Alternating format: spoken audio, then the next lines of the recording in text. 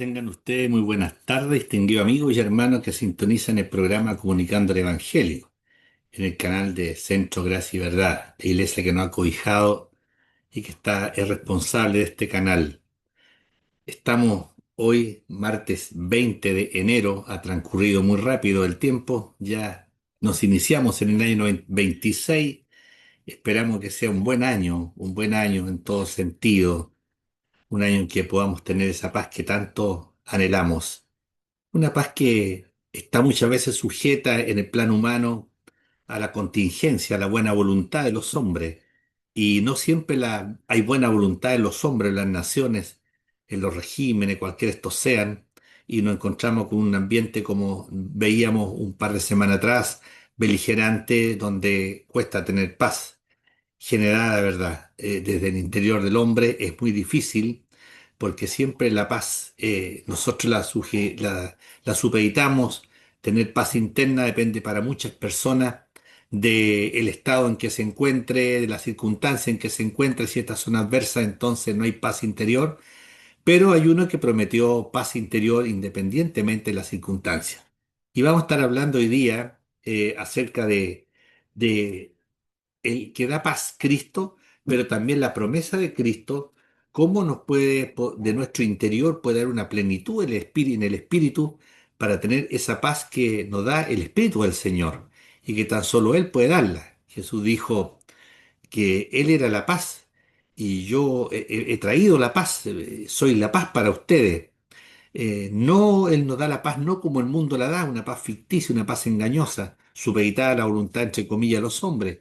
Jesús da una paz verdadera, una paz que es genuina y una paz que tranquiliza el alma independientemente de los fenómenos que estemos viviendo afuera. Vamos a hablar hoy día acerca de la plenitud del espíritu en el creyente, producto de esa saciedad que tiene el hombre de agua y de paz, pero que en el fondo, ¿no es cierto?, y en todo sentido es Cristo el que la genera. Así que vamos a orar por un momento para que Dios nos bendiga y podamos en todo sentido estar quietos, tranquilos, reposados, escuchando la palabra del Señor que esperamos sea grata para usted y también usted pueda estar atento. Para ello requerimos la presencia sin duda del Espíritu Santo que nos guía en todo momento y nos tranquiliza, nos da esa paz y podemos escuchar entonces esta palabra que es de edificación para nuestra vida sin lugar a dudas. Vamos a orar por un momento para que Dios nos bendiga. Señor que estás en los cielos, te alabamos, te adoramos, te damos gracias porque tan solo tú nos puedes dar esa paz que tú has prometido y clamamos a ti por quienes están escuchando este momento en este programa. Clamamos para que tú les bendigas, les pongas interés en sus corazones, en su mente, para atender y entender la palabra que hoy será entregada en un tiempo limitado.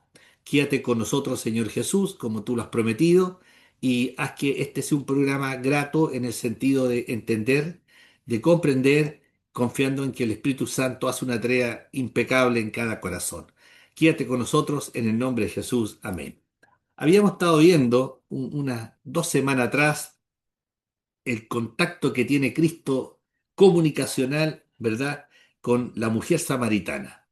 Y se establece un rico diálogo entre ambos, donde Cristo sobrepasa el problema cultural que había, no va donde inicialmente iba, sino que da una vuelta y se acerca al pueblo de Samaria, lo cual era muy complicado porque los judíos no tenían contacto ni relación con los samaritanos por problemas históricos que había, en verdad, donde los samaritanos se habían portado mal, parece, en un momento determinado, en cuanto a sus creencias.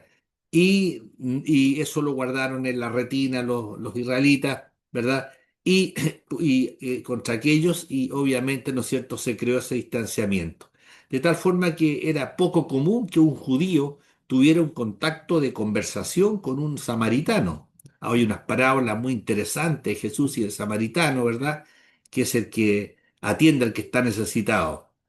Bueno, aquí también rompe este problema cultural Jesucristo, rompe este problema que había, un problemón, donde no se trataban los unos con los otros.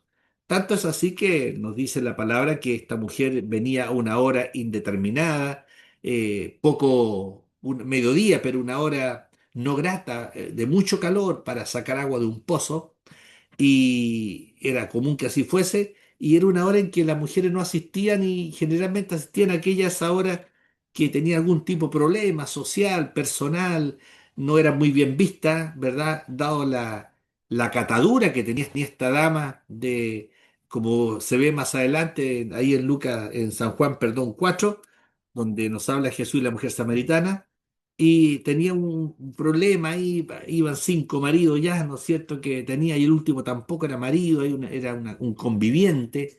En esos años, obviamente, era un gran problema. Y ahí se produce esta conversación. Queda mucho abismado porque la mujer misma en sí queda abismada, porque, insisto, no era común que un judío le hablara a un samaritano. Era mal visto, no se acostumbraba, no era el hábito. Pero Jesús rompe aquello, esa barrera cultural, religiosa, y va por una persona, por una mujer, porque él en su capacidad y en su naturaleza divina, Jesús es perfecto Dios y perfecto hombre. En él habita corporalmente toda la plenitud de la deidad. Entonces, como él dijo, yo y el Padre somos, uno somos, él conoce todo, conocía todo y sabía que ahí iba a tener encontrarse con una mujer en una condición muy deplorable espiritualmente, de una muy baja menorvalía, dada la situación marital, sentimental en la que se encontraba. Cinco, eran cuatro y cinco hombres los que ya había tenido, el que tenía no era tampoco el correcto, digamos, el aceptable ante la ley judía y ante la ley divina. Entonces se produce un diálogo ahí muy interesante y en una de las conversaciones, ¿verdad? Está ella sacando agua del pozo y Jesús le pide. Entonces ella obviamente se conflictúa al respecto y le dice, bueno, estaba en el pozo Jacob, Jesús cansado del camino, y se sienta junto a este pozo y era como la hora sexta, mediodía, y vino la mujer a sacar agua a ese pozo y Jesús le dice, dame de beber. Ella, por el dialecto, la forma como él le intercepta, se da cuenta que no era samaritano. Entonces, sus discípulos también habían ido a la ciudad a comprar cosas para comer para el día, dado las jornadas largas que tiene, circunstancias donde entonces queda solo con ella. Y ella le hace una pregunta que causa por la extrañeza que ella sentía al ser conminada a conversar por la solicitud a Jesús. Y le dije, ¿cómo tú? Le dice, ¿cómo tú, siendo judío, me pides a mí de beber, que soy mujer samaritana? Y nos da la respuesta, porque judíos y samaritanos, ¿no es cierto?, no se trataban entre sí. Y Jesús le da una respuesta muy maravillosa que proviene de su naturaleza divina y humana, y le dice, si conocieras el don de Dios y quién es el que te dice, dame de beber, tú le pedirías agua, no yo a ti, si podríamos decirlo, tú le pedirías agua y él te daría agua viva. Entonces, la mujer yo creo que cabizbaja porque él ya había establecido un contacto con ella comunicacional, siendo judío, ya se extraña porque le dice, ¿cómo entonces, Señor, tú no tienes con qué sacarla? No veo que tengas un objeto con qué sacarla y el pozo es profundo, es hondo. ¿De dónde pues entonces tienes el agua viva? No había comprendido de qué tipo de agua viva está hablando el Señor, porque ese también va a ser el tema que hoy nos va a centrar, el Espíritu Santo. No sé, ¿de dónde puedes tú tener esa agua viva? Y le dice, ¿acaso tú eres mayor que nuestros padres Jacob, que nos dio este pozo, del cual hicieron él, sus hijos y sus ganados? O sea, ¿eres tú mayor que aquel que vivió antes que ti en el plano humano, Jacob? ¿Verdad? Y Jesús le dice, cualquiera que bebiere de esta agua volverá a tener sed. Claro, era un agua física. Yo recuerdo y lo repetí en un momento determinado como una anécdota, esto del agua, la necesidad de contar con este líquido tan necesario. Conversábamos ayer con un doctor amigo y me decía el hombre puede estar unos días sin comer porque está habituado para aquello, por lo que ha comido. Entonces el cuerpo va seleccionando lo que sirve para la mantención del día y lo otro lo distribuye y lo otro lo elimina. Pero el agua sí no se puede dejar de beber 1 o 2 días, porque obviamente hay un problemón en ese sentido. Y se deshidrata la persona y puede morir de finalmente por falta de líquido. El agua es una necesidad. Y aquí él le está ofreciendo de otra agua, no de esa agua que él podía sacar del pozo. Bastaba una palabra para que saliera un tonel de agua, litros de agua. Pero le dice, es muy claro, cualquiera que bebiere de esta agua, le dice, volverá a tener sed.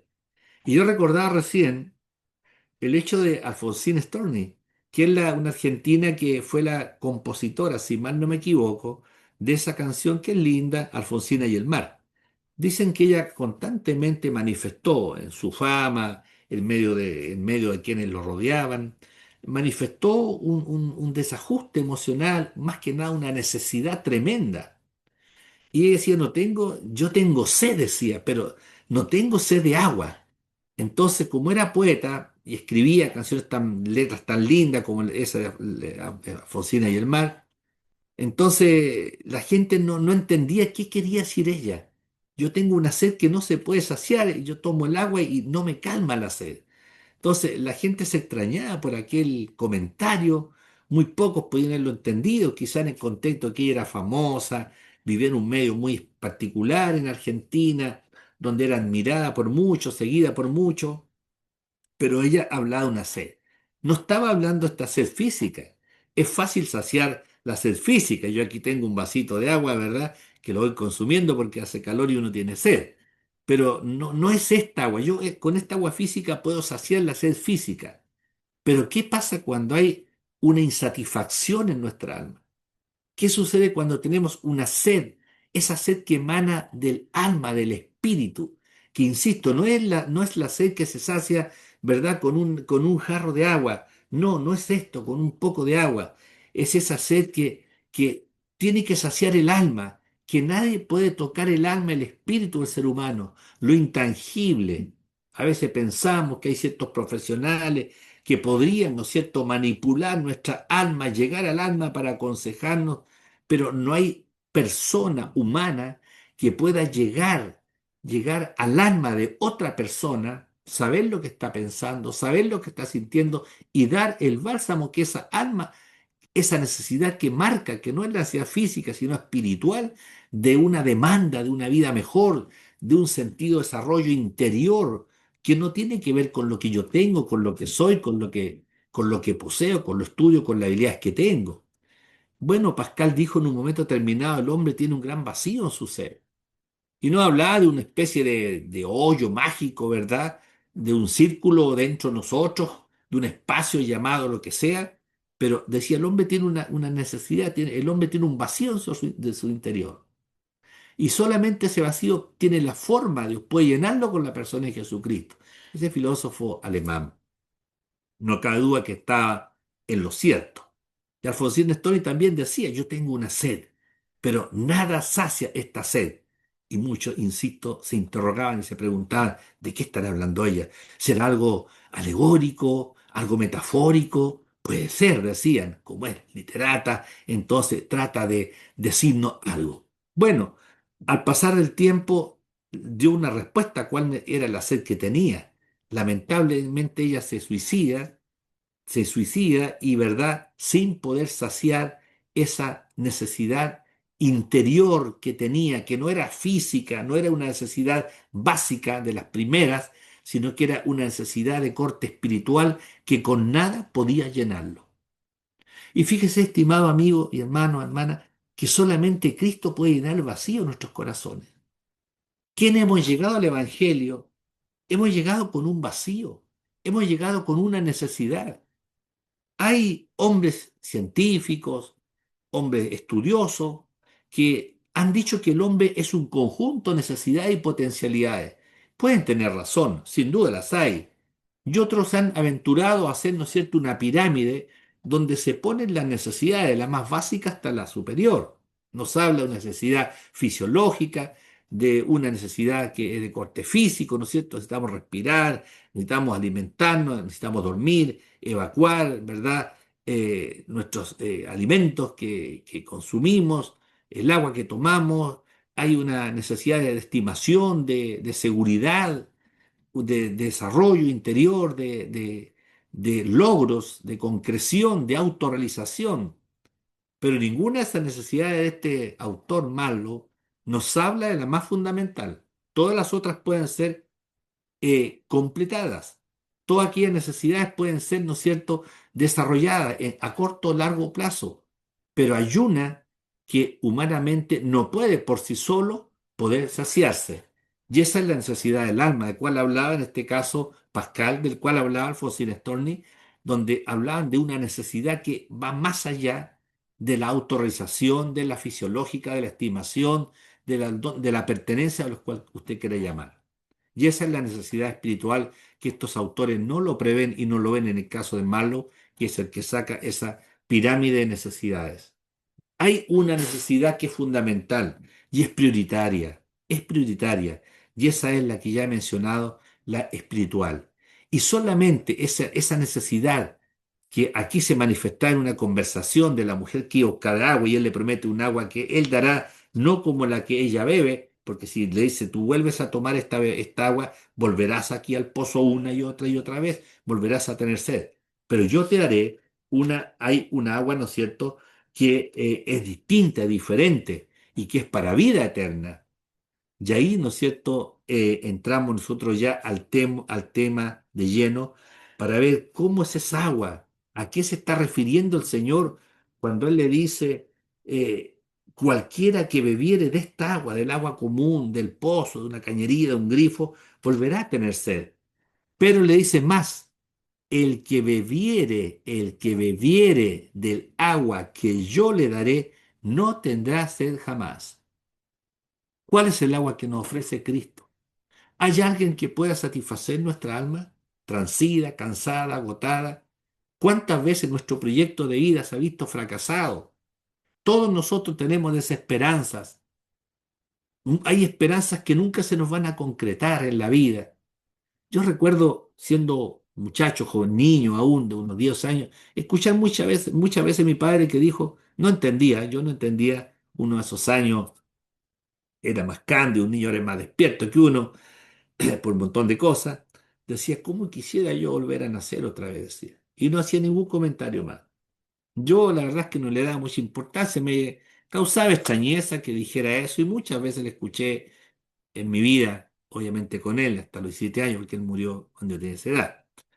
¿Cómo yo quisiera volver a nacer? En el tiempo yo entendí que sin duda hubieron muchas cosas que él no pudo concretar, como todos nosotros. Hubieron espacios, hubieron baches, hubieron aciertos, hubieron desaciertos en la vida, que no lo llena nada, ni la religión, ni la educación, ni la cultura, ni la política, ni el poder, ni la red que podemos establecer con las personas, ni siquiera estas filosofías que van donde es el hombre el que a través tiene de su positivismo, de su autocomplacencia, de la habilidad que tiene para enfocar el mundo, de su habilidad para desbloquearse, desmarcarse de los hechos negativos, mirar lo positivo, nos damos cuenta que nada de aquello, ¿verdad?, puede resolverse a la manera de hombre. Nada puede resolverse a la manera del hombre por la vía del hombre. Necesitamos el sostén, la guianza, la crianza de Cristo. Necesitamos a Cristo caminando con nosotros, en nosotros. ¿Ah? Bueno, a veces uno ve en los autos y dice, Dios es mi copiloto. Dios no quiere ser tu copiloto ni mi copiloto, Dios quiere ser el piloto. Yo iré al lado, pero Dios quiere ser el que gobierne mi vida. Y eso es bueno, porque la voluntad de Dios no va a ser nociva para nosotros. La voluntad de Dios va a ser siempre, dice la palabra, buena, agradable y perfecta. Es correcta, yo puedo confiar en Dios. Entonces, ante estos desajustes, ante esta necesidad que nada puede llenarla humanamente, uno diría, si sacáramos una máxima, bueno, si pensáramos en una forma humana, los que tienen más habilidad mental para poder una reingeniería de la vida, ¿cómo podríamos decirlo?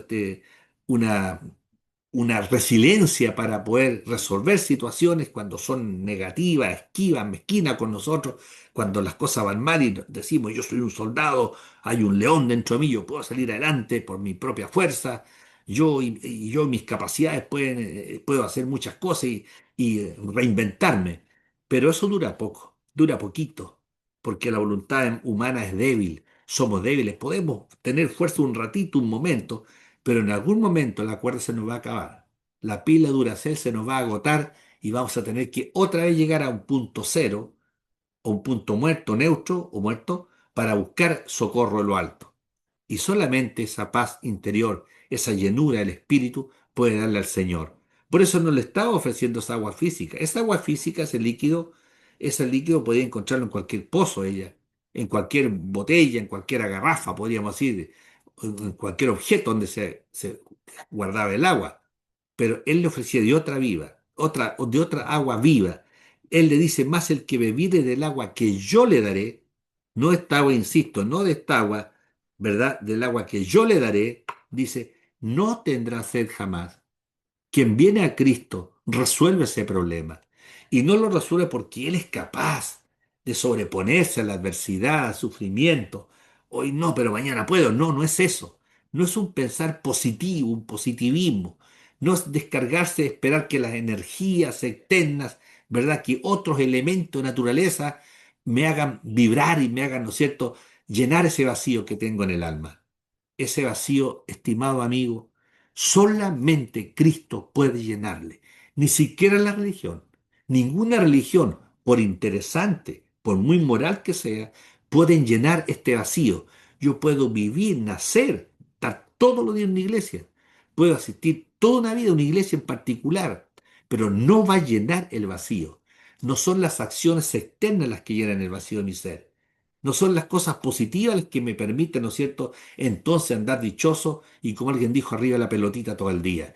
No, no se puede. No es el autoconvencimiento, yo puedo, yo soy capaz, yo tengo capacidad para... No, no, no, eso dura poco, es breve. Es como una flor que nace y se marchita. Pero Cristo Jesús, el Hijo de Dios, el Redentor, el Cordero Pascual que fue ofrecido por nosotros, en un madero, en una cruz, ¿verdad? Injuriosa, una cruz que era maldita, solamente Él puede llenar ese vacío existencial que está en el alma. Son millones, millones, millones, desde que Dios creó al hombre, que han descansado en Dios y encontrado esa paz interior que solo Él puede dar. No hay nada más que pueda dar una paz. Yo digo, qué interesante es tener paz interior. Qué importante estar tranquilo consigo mismo y también sereno ante presentarnos a la presencia del Señor. No estar afirmado en muletas. Las muletas espirituales no nos sirven.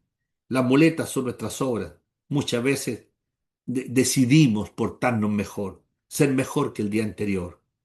Son palabras muchas veces buena crianza que cuestan mucho llevarlo a la práctica. Y si en algún momento actuamos moralmente conforme a una buena, a un buen planteamiento de vida, no cabe duda que esa intención dura, ¿verdad?, muy poco. Pero Cristo Jesús, Dios a través de Cristo y el Espíritu Santo nos aseguran, ¿verdad?, apagar esa sed espiritual que nada puede hacerlo. Cuando uno llega al Evangelio, llega cansado, llega fatigado. En lo personal, yo llegué al Evangelio muy fatigado, muy cansado, y practicando la religión popular que todo el mundo practica. Era un nacido religioso, creía en Dios, creía no ser malo, no dañar a nadie, pero sin embargo había un vacío. Asistía comúnmente a la iglesia, había pasado por todas las cosas que no exigía la iglesia católica. En algún momento, hasta los 14 años, anhelé y lo expresé, deseé entrar a un lugar donde yo pueda estudiar, en un instituto, en un seminario. De hecho, estudiaba los primeros años en un colegio de curas pasionistas, que son como los jesuitas, una vestidura negra entera con un corazón blanco acá. Vivía a una cuadra de ellos, nuestra vida giraba en torno a la vida eclesial. Y doy gracias por ese tiempo, hasta los 23, 24 años. Doy gracias sobre todo los primeros, hasta los 15 años, 16 años, en que fue muy intensa la vida de la iglesia, de mucho catecismo. Y doy gracias a aquello porque hubo una base, una creencia en Dios.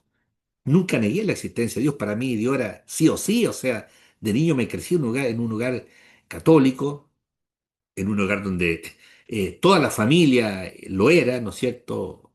Mi hermana en María Auxiliadora, mi hermano en un colegio, hermano en Marista, y yo en un colegio pasionista. mi madre una devota, ¿no es cierto? Entonces, éramos asiduos, sabíamos lo que estábamos haciendo. Dejó una base, no obstante, dejó una base aquello. Y fue bueno que dejara esa base, una creencia en Dios, al menos el resorte, para, ¿no es cierto?, continuar adelante buscando. Y llega el momento en que ya siendo joven uno comienza a encontrarse con una vida compleja, una vida universitaria, una vida personal, donde uno fija proyectos de vida, fija metas, fija objetivos, y uno es altruista cuando joven, idealista. Queremos un mundo mejor, un mundo distinto, un mundo diferente, donde no se den los problemas que se dan entre las sociedades, ¿verdad? Que menoscaban muchas veces. Pareciera ser que Dios no está presente cuando observamos lo que está sucediendo y lo culpamos a Él, cosa errática, por supuesto. Los problemas que tenemos nosotros no son problemas, no son culpa de Dios, son nuestras malas elecciones, no es ni siquiera el ambiente el que determina en alguna forma, pero no es el ambiente el que te va a terminar. Uno tiene siempre la llave para escoger el camino correcto y salir de los lugares más magros donde uno se encuentre, porque Dios nos da una posibilidad, yo no creo en estos derrotismos, en estos signos griegos, ¿verdad? Que tiene que ser así, porque así tiene que ser, tienes que padecer porque tú tienes que padecer, no. Hay un sentido, Dios nos ha dejado a nosotros este libre albedrío, tenemos la capacidad de escoger, de elegir entre el bien y el mal, y ahí Dios nos ayuda a través de la obra del Espíritu Santo para que tengamos un convencimiento, sepamos lo que es bueno y lo que es malo, más ahora en donde todo lo negativo parece ser positivo, pues estamos en ese tiempo, donde se normaliza lo anormal, donde se normalizan las conductas amorales.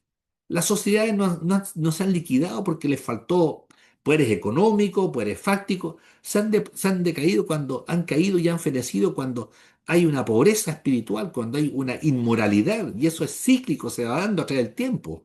Está en la historia, es cosa leer un poco la historia y ver cuáles son las causas por las cuales fenecen las civilizaciones. Civilizaciones que fueron grandes, notorias, significativas, que están ahí en la retina de la historia y que nosotros la enseñamos en la universidad, en distintos lugares, y, ¿no es cierto?, y nacemos con esa cultura, sabiendo cómo fueron estas civilizaciones y lo que han dejado. Nosotros una civilización greco-romana, nuestra civilización occidental, al menos.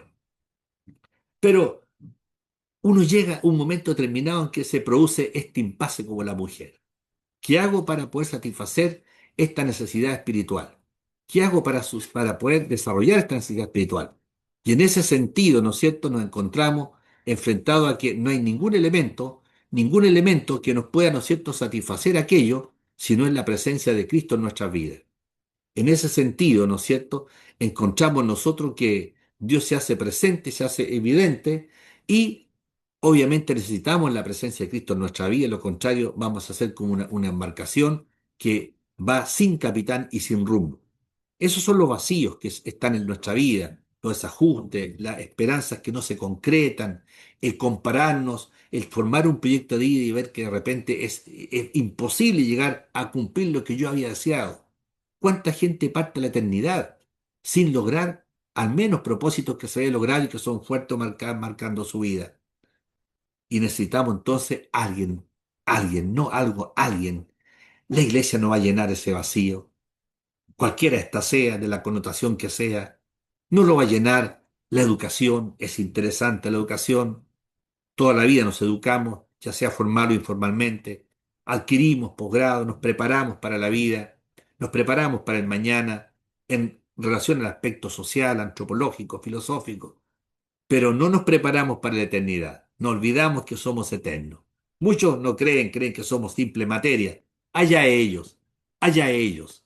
Eso no va a alterar el plan de Dios. Cada cual un día tendrá que pararse ante Dios y dar cuenta de qué ha hecho y en quién ha creído.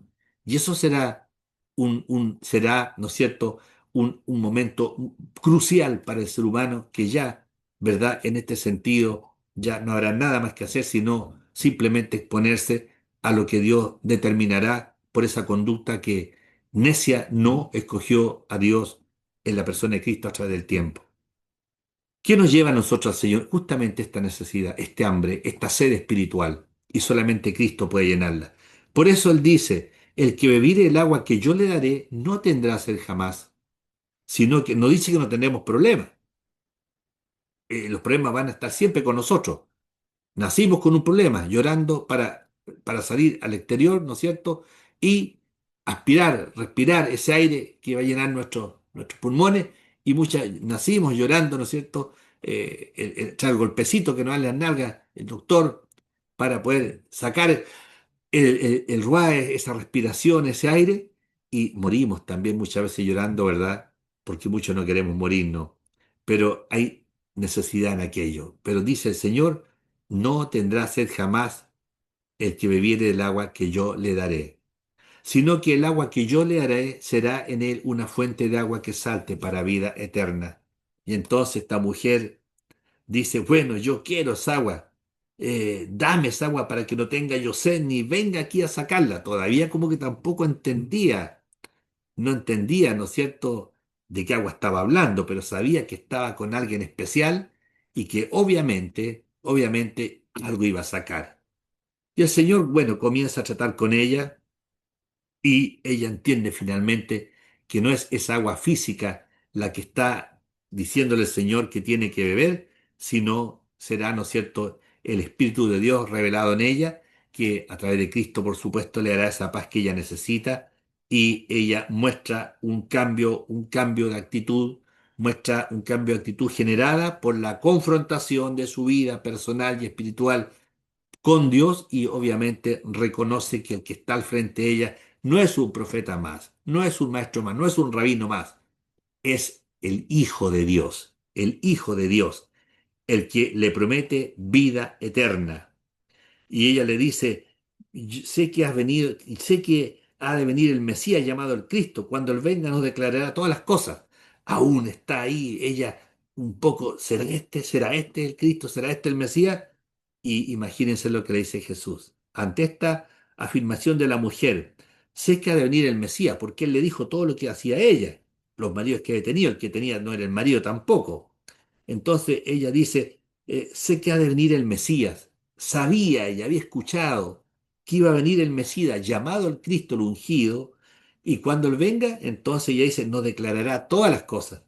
Y aquí viene la respuesta de rigor maravillosa que llena y satisface el alma. Jesús le dijo, yo soy el que habla contigo, yo soy. Estimado amigo, ¿a quién invocas tú en todo momento? ¿Quién rige tu vida? ¿Quién rige nuestra vida?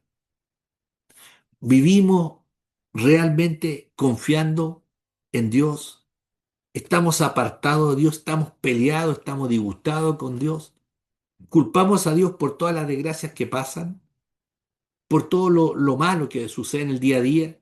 ¿Levantamos nuestro puño, como muchos lo hacen, ¿no es cierto?, rebelándose contra Dios, negando la existencia de Dios. El salmista dijo, dice el necio en su corazón, no hay Dios. Qué fácil es decir no hay Dios, ¿ah? Cuando estamos respirando el aire que nos ha dado.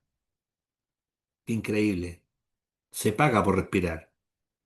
Hay gente que sale de sus ciudades para buscar un aire más limpio. Gastan plata para arrancarse de toda la combustión, el combustible que dificulta el respirar y se van a lugares donde supuestamente hay un aire más puro.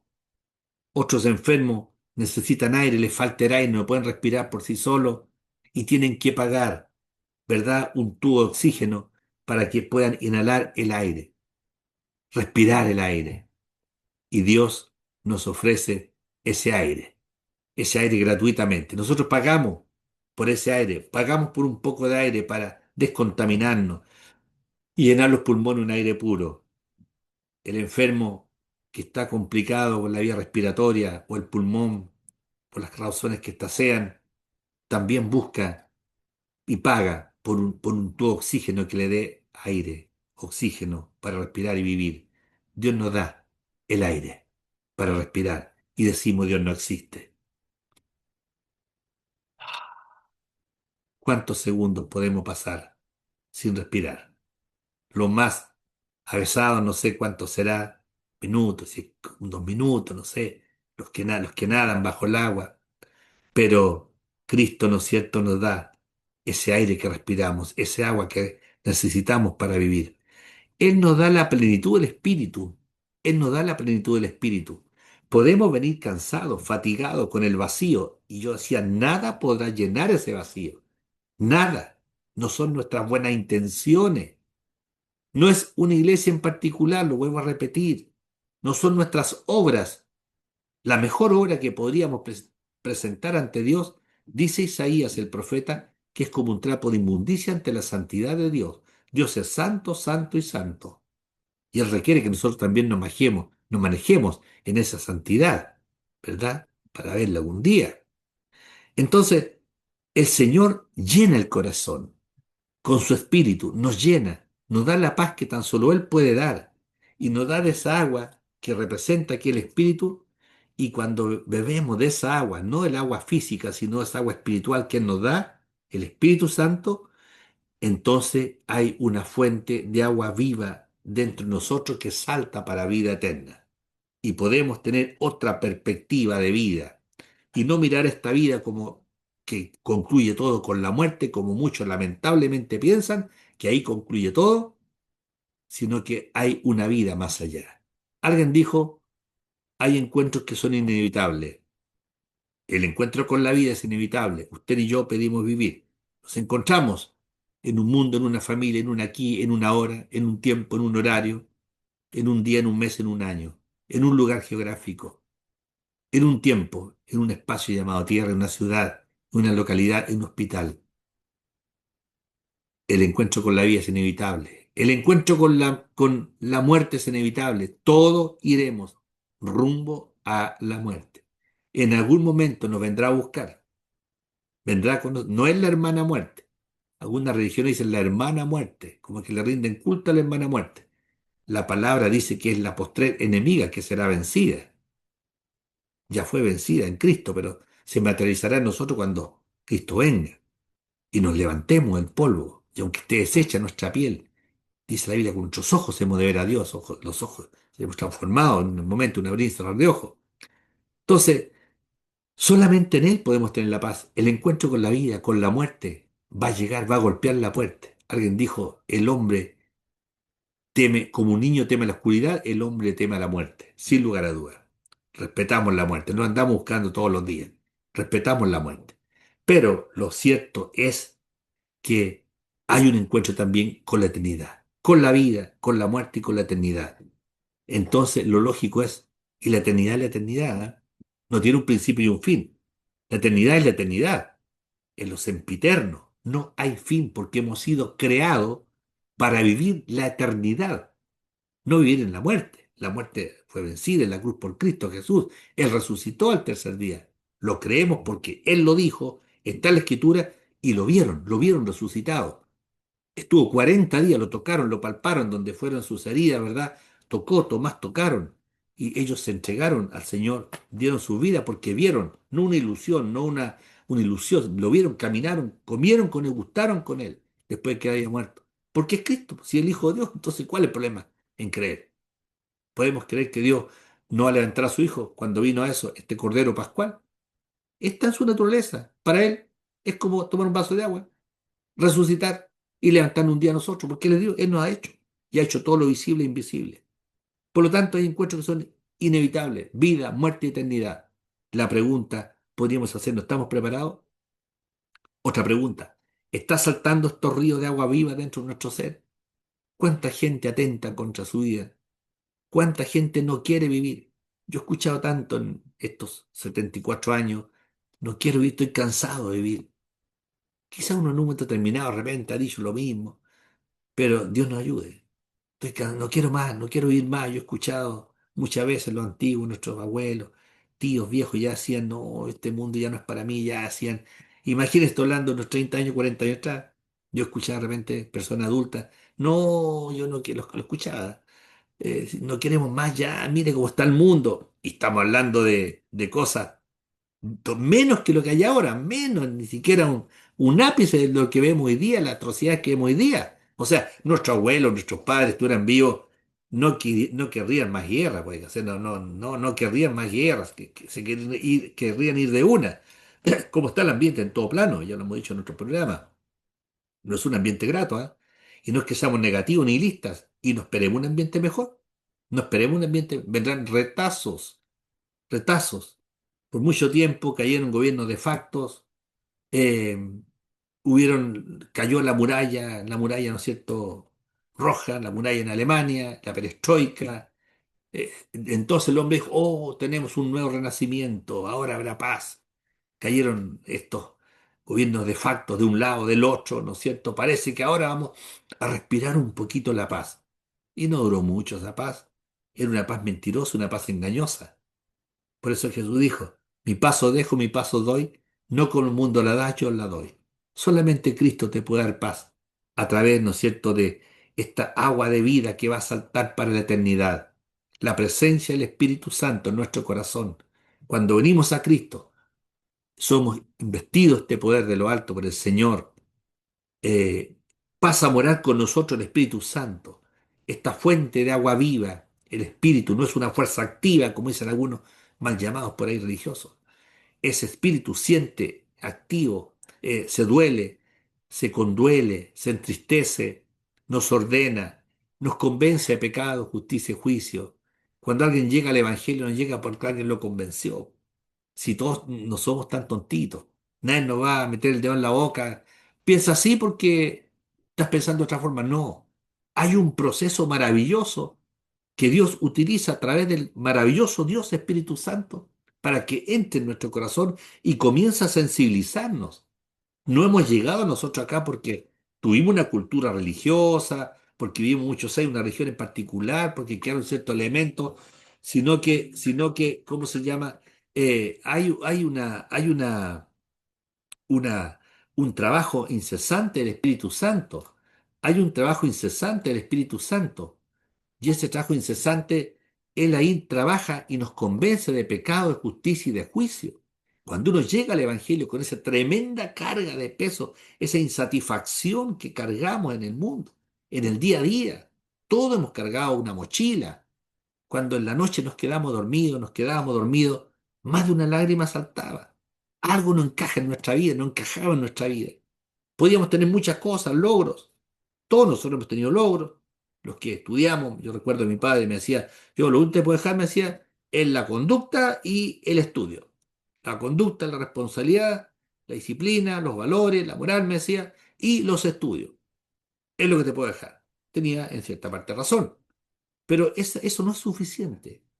No es suficiente. Necesitamos alguien más, no algo, alguien más necesitamos que pueda darnos un sentido real para vivir. No es fácil vivir ya, no es fácil vivir. Necesitamos una orientación, no humana, no un consejo humano. Necesitamos una orientación divina para encaminar nuestros pasos hacia Dios. Buscad el reino de Dios, su justicia, y todo lo demás vendrá por añadidura. Buscamos la añadidura nosotros el día de hoy. Buscamos en filosofías espurias, en corrientes raras, esotéricas, en vibraciones, en energías. Creemos en los elementos de naturaleza como Dios le damos una divinidad a los elementos de la naturaleza, a la creación le estamos dando creatividad, ¿no es cierto? O credibilidad, perdón, y reemplazamos a Dios por los elementos de naturaleza. El agua, la tierra, el aire, los animales, los bosques, no son dioses, no es Dios aquello. Esas son cosas creadas por Dios. No podemos adorar a los objetos, al objeto, adoremos a quien creó aquello. Ese es un error tremendo que va a conducir, tenemos que decir las cosas como son, en la palabra del Señor. No podemos ocultar la verdad. Va a conducir a la muerte eterna, a una separación constante del hombre con Dios, porque hemos desechado al verdadero Dios y no hemos quedado, ¿verdad?, con lo secundario, con aquello que nos causa admiración, el agua, el mar, la tierra, atribuimos a la tierra una divinidad. La tierra es la tierra. La tierra no piensa. No piensa la tierra. La tierra, Dios la hizo. Dios hizo la tierra. Entonces adoremos a quien hizo la tierra, no a la tierra en sí, u otro elemento de naturaleza, como se acostumbra en este momento en la historia que el hombre vive. Se deja la creencia de Dios por adorar a lo que Dios ha creado. Estamos muy claritos entonces así, ¿verdad? Vamos derechos a un precipicio. Debemos decir estas cosas, lo decimos con altura y mira, también para advertir, porque la palabra del Señor nos da la autoridad para advertir. no para juzgar, pero advertir lo que viene por delante. Porque está aquí en la Biblia, no somos pitonizos, no estamos nosotros indicando cosas que se nos caloren en nuestra mente. La palabra del Señor, la Biblia, ya nos habla de aquello. Este es un libro, no es, Dios el que inspiró este libro. Nos queda poquito, 5 minutos para concluir. Entonces necesitamos a este Cristo orando en nosotros, que esas aguas corran dentro de nosotros, que pueda haber un estado diferente en nuestra vida, un sentir diferente en la vida. Vuelvo al punto, ¿cuánta gente se va, muere, con un desvarío, con una insatisfacción? ¿Cuántos se van frustrados, no ver sus proyectos concretados y eso determina su vida? ¿Cuántos terminan con su vida? Conversaba con una persona ayer que estuvo en una de las naciones, Japón, y me contaba que es muy particular la cultura japonesa, interesante, no cabe duda. Pensé que la gente no tiene interés por las cosas. Y paradójico, ¿ah? Porque viven en el trabajo, se encierran en el trabajo, son trabajólicos. Y de hecho que hay una tremenda cantidad de suicidios, una de las tasas más altas en el mundo, un país tecnocrático, avanzado. Pero fíjese usted que ellos no están pensando en el mañana. De hecho, me decía este joven que estuvo en Japón, que está estudiando japonés, que no tienen el futuro. Ellos no dicen mañana voy a ir, tienen pasado y presente. Yo trabajé con japoneses, pero nunca me percaté de aquello, o no lo advertí. Trabajé como 5 años con japoneses y en mi asunto de profesión. Y resulta que ellos no tienen el futuro, no existe el futuro. Entonces, como no tienen el futuro, dice que no tienen ambiciones para el mañana. Yo pensaba en mí todo lo contrario. Dicen que yo, por ejemplo, si muere papá o la mamá y queda esa herencia, nadie la toma. Nadie está comprando casas, arriendan casas. No están pensando en el mañana, en qué voy a tener mañana, que hacer más, más y más. Viven el día. Para ellos cuenta el pasado, ayer y el hoy, no el mañana. A mí me llama mucho la atención. Ellos dicen que hay mucha gente europea que está comprando casas, terrenos. Si muere, insisto, si muere tu papá, muere mamá, la mamá, nadie empieza a pelearse por las herencias. Quedó ahí, nadie va a buscarla. Entonces la gente vive el día y se esfuerzan para vivir el día bien, entre comillas, bien, llenando, por supuesto, con los elementos por los cuales ellos trabajan, una buena vida, entre comillas, una buena vida en el día, pero nadie está atesorando para el mañana. Entonces nosotros, nuestra civilización occidental, al contrario, todo para mañana, pues. Estamos pensando en el mañana, ¿verdad? Vivimos pensando en el mañana, qué vamos a hacer mañana, pasado mañana, qué viviré, qué estudiaré. ¿Y qué es lo que pasa? Que va pasando el tiempo, logramos los proyectos parciales, los concretamos, llegamos al logro de nuestra vida, pero hay satisfacción. Surgió otro proyecto, otro objetivo, pasa un cuanto tiempo, nos esforzamos, nos sacamos la mugre y concretamos la acción, lo que queríamos. Dejamos de tener entonces, parece, el sentido de la vida y ya volvemos nuevamente a empezar de cero. Y así se nos pasa la vida. Un año, 2 años tras año, y llegamos y nos vamos con las manos vacías. Al concluir en 2, 3 minutos, estimado amigo, atendamos el consejo de Dios. Estamos en este canal no porque quisiéramos estar solamente. Hay un mandato, hay un mandato de Dios. Vayan por todos los lugares. Den a conocer el mensaje de salvación. El mensaje de salvación tiene un nombre, Jesucristo. Esa es la salvación. Cristo es el Señor y Salvador. No es el Salvador solamente, es el Cristo ser el Señor y después el Salvador. Cristo nos está invitando, te está invitando a venir al Padre. No hay otro camino que nos conduzca al Padre. A Roma podemos llegar por muchos caminos, pero a Dios hay un solo camino. Que yo sepa, y lo desafío a usted, dígame quién ha dicho yo soy el camino. Que no sea un loco, un interdicto.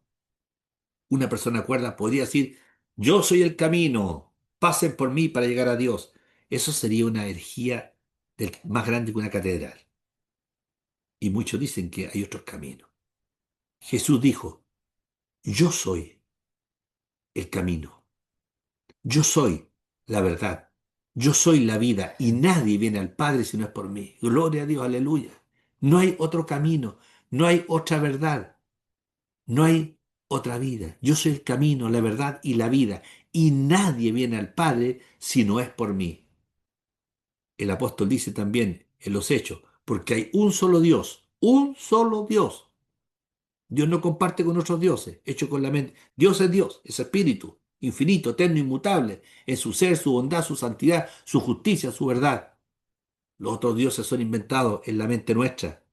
Le asignamos poder a los elementos de la naturaleza y queremos divinizarlos. Error, error, error fatal que nos conduce a la perdición eterna.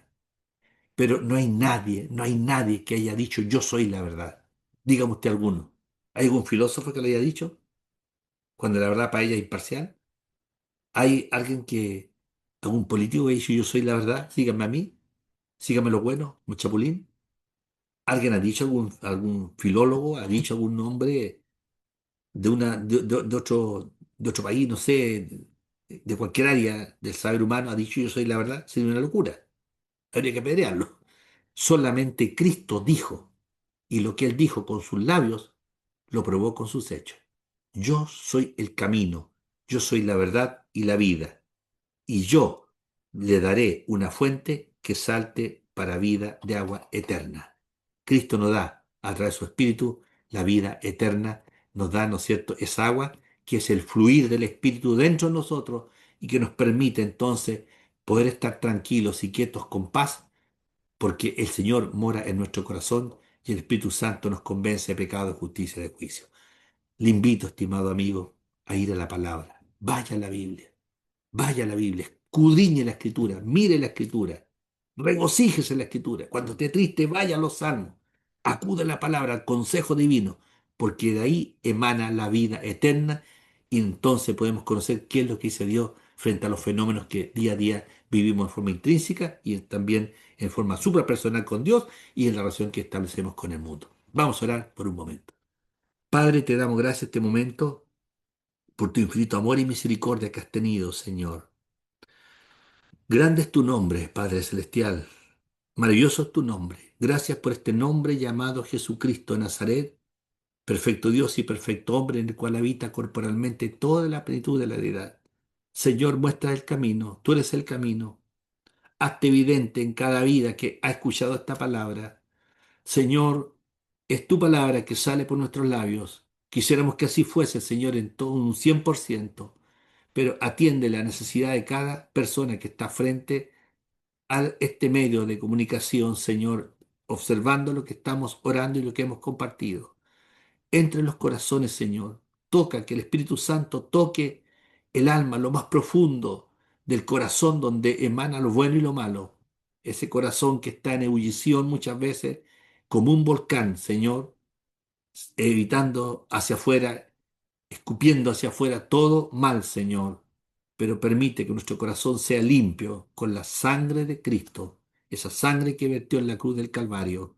Quédate con quienes nos han escuchado y revélate, Señor, aunque tú ya lo has hecho, pero toca sus corazones, su mente, su alma, su espíritu, para que vengan días buenos de refrigerio y, Señor, de paz interior, independientemente el sufrimiento que tengamos que enfrentar que no dependemos, Señor, no podamos depender de las circunstancias externas, sino, Señor, descansemos en ti para enfrentar los problemas del día a día y prepararnos para ir al encuentro tuyo. Quédate con nosotros en el nombre de Cristo Jesús. Amén y amén. Dios les bendiga, estimados amigos y hermanos que sintonizan el programa y si así Dios lo quiere, será hasta la próxima semana ya con otros hermanos. Bendiciones.